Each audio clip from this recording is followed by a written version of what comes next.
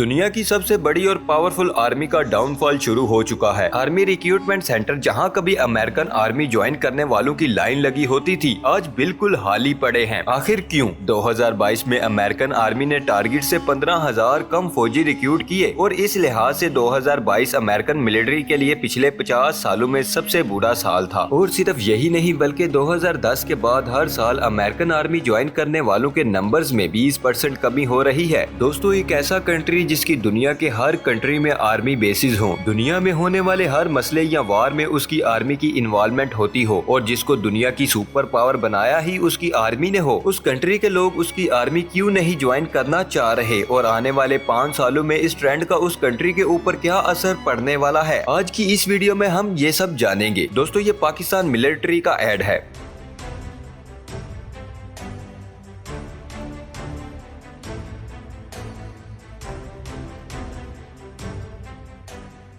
ये Chinese army का add है।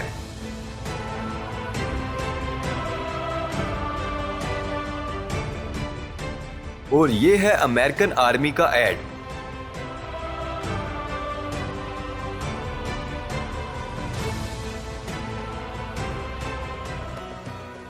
इन तीनों एड्स में आपको क्या डिफरेंस नजर आया है? पाकिस्तान और चाइना के एड्स जहां फिजिकली और मेंटली टफ लोगों को अपील कर रहे हैं, वहीं अमेरिका का आर्मी एड बिल्कुल ही डिफरेंट ऑडियंस को टारगेट कर रहा है। लेकिन क्यों? ऐसा क्या हुआ है अमेरिका के साथ कि उसे अपनी आर्मी के लिए फौजी ढूंढने में इतना मसला हो रहा है? दोस्तों, इसके पीछे 4 रीजन है। ऐसी रीजन जिस पर बरसों से अमेरिकन गवर्नमेंट आंख बंद किए बैठी रही, मगर अब फाइनली उन सब चीजों के नतीजे आना शुरू हो गए हैं। अब आने वाला हर साल अमेरिकन आर्मी के लिए बहुत ही मुश्किलात लाने वाला है। एक सर्वे के मुताबिक इस वक्त अमेरिकन आर्मी पर जनरल पब्लिक का कॉन्फिडेंस पिछले 25 सालों में सबसे कम है और ये बहुत तेजी से लगातार नीचे की तरफ जा रहा है। इस गिरते हुए कॉन्फिडेंस लेवल की बहुत से रीजंस हैं। सबसे बड़ा फैक्टर ये है कि सोशल मीडिया की वजह से एक आम अमेरिकन को अपनी आर्मी से मुतालिक बहुत सी ऐसी चीजें पता चली हैं जो शायद वो पहले कभी नहीं जान पाते। खास तौर पर अमेरिकन आर्मी का इराक, अफगानिस्तान और वियतनाम वार में जो रोल रहा है,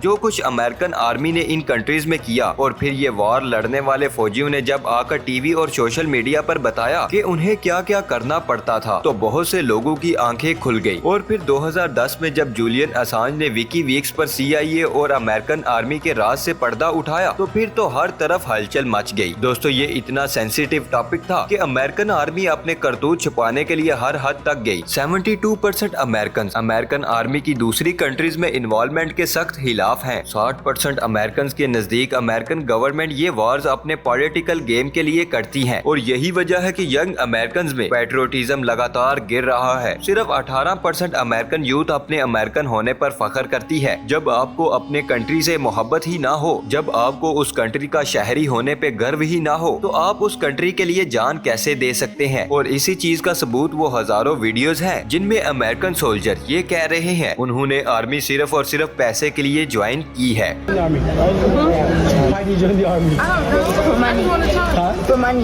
इसी तरह अमेरिका के अपने रिटायर्ड फौजी जो इराक, अफगानिस्तान वार का हिस्सा रहे थे, अब वही अमेरिकन आर्मी को एक्सपोज कर रहे हैं। दोस्तों, जो अगली रीजंस मैं आपको बताने वाला हूं, वो शायद इससे भी कहीं ज्यादा खतरनाक है। अमेरिकन डिपार्टमेंट ऑफ डिफेंस के मुताबिक अमेरिकन आर्मी में अप्लाई करने वाले 77% लोग फिजिकली या मेंटली अनफिट होते हैं और ये ट्रेंड 2014 से मुसलसल वर्ष होता जा रहा है। इसकी बहुत सी रीजंस हैं, जैसा कि मोटापा, क्रिमिनल रिकॉर्ड वाले लोगों का आर्मी में अप्लाई करना, अप्लाई करने वालों में सुसाइडल टेंडेंसी होना और सबसे बढ़कर आर डिक्लाइनिंग यंग पॉपुलेशन। सिर्फ 22% अमेरिकन 18 साल से नीचे और लो बर्थ रेट की वजह से परसेंटेज भी लगातार गिरती जा रही है। यंग पॉपुलेशन को मेंटेन करने के लिए किसी भी कंट्री को 2.1 का बर्थ रेट चाहिए, जबकि इस वक्त अमेरिका का बर्थ रेट 1.64 है, जिसका मतलब है कि आने वाले दिनों में अमेरिकन आर्मी के लिए हालात मजीद टफ होने वाले हैं। अब ये 23% लोग जो फाइनली आर्मी के लिए क्वालिफाई करते हैं, उनमें से भी सिर्फ 9% फाइनली आर्मी को ज्वाइन करते हैं और ये चीज हमें ले जाती है अमेरिकन आर्मी में लो इंडक्शन की तीसरी बड़ी वजह की तरफ, और वो है रिटायर्ड फौजियों के साथ होने वाला सलूक। अमेरिकन फौजियों के मुताबिक कहावत है, अमेरिकन एस्टेब्लिशमेंट इन्हें यूज कर कर ऐसे फेंकती है जैसे मुंह से बबल गम फेंकी जाती है। अमेरिका में जितने भी होमलेस लोग हैं, उनका 10% यही रिटायर्ड फौजी हैं। जी हाँ, 2022 के सर्वे के मुताबिक तकरीबन 9 लाख रिटायर्ड फौजी शदीद गरीबी में रहते हैं और इनमें से ज्यादातर ड्रग एडिक्शन का शिकार हैं। 2020 के एक डाटा के अकॉर्डिंग अमेरिका में हर रोज 17 रिटायर्ड फौजी सुसाइड कर लेते हैं। दोस्तों, आप गूगल या यूट्यूब पर जाकर अमेरिकन रिटायर्ड फौजी स्टोरीज सर्च करें तो आपको हजारों वीडियोस मिलेंगी जिनमें ये रिटायर्ड फौजी बताते हैं कि आर्मी छोड़ने के बाद इनकी जिंदगी कैसे गुजर रही है और अमेरिकन गवर्नमेंट ने इनके साथ कैसा सलूक किया। जब 10 से 20 साल आर्मी में गुजारने वाले हुड टीवी और सोशल मीडिया पर आकर यंगस्टर को आर्मी ज्वाइन करने से मना कर रहे हैं तो यूथ में आर्मी में जाने का जज्बा कैसे पैदा होगा। वो जब देखेंगे कि जिन लोगों ने अमेरिका के लिए खून बहाया, सीने पर गोलियां खाई, वही लोग इतने बुरे हालात में हैं, उनके साथ ऐसा सलूक हो रहा है, इसके बाद कौन जाएगा आर्मी में। और अब आते हैं दोस्तों हम आखिरी रीजन पर, और वो है availability of different types of job. आज से 40 से 50 साल पहले हर किसी के पास ये 3 से 4 चॉइसेस ही थी, डॉक्टर, सिविल सर्विस, इंजीनियर्स या फिर आर्मी। लेकिन फिर टेक रेवोल्यूशन के बाद यंग जनरेशन के पास बहुत सी ऑप्शन आ गई हैं, जैसा कि software engineer, programmers, graphic designer और भी बहुत सारी। जब इतनी सेव और हाई पेइंग जॉब हो मार्केट में तो फिर कौन अपनी जान खतरे में डालकर आर्मी में जाए, स्पेशली जब आपको अपनी आर्मी और गवर्नमेंट पर ट्रस्ट ही ना हो। और अब इस सारे मसले को हल करने के लिए अमेरिकन गवर्नमेंट बहुत सी कोशिशें कर रही है, जैसा कि सोल्जर्स को बहुत हैवी बोनसेस दिए जा रहे हैं, सैलरी भी बढ़ा दी गई है, बट अभी तक कोई खास पॉजिटिव इम्पैक्ट नजर नहीं आ रहा। दोस्तों, ऐसे लग रहा है कि अमेरिकन गवर्नमेंट ने जो कुछ बोया था वो काटने का वक्त अब करीब आ रहा है। आप सब दोस्तों का इस बारे में क्या ख्याल है? कमेंट कर कमेंट सेक्शन में अपनी राय हमारे साथ जरूर शेयर कीजिएगा। जी हाँ दोस्तों, ये थी हमारी आज की वीडियो। आई होप आप सबको वीडियो अच्छी लगी होगी। कमेंट कर हमारे साथ जरूर शेयर कीजिएगा। चैनल को सब्सक्राइब लाजमी कीजिएगा। इंशाल्लाह मिलेंगे नेक्स्ट वीडियो में। अल्लाह हाफिज दोस्तों।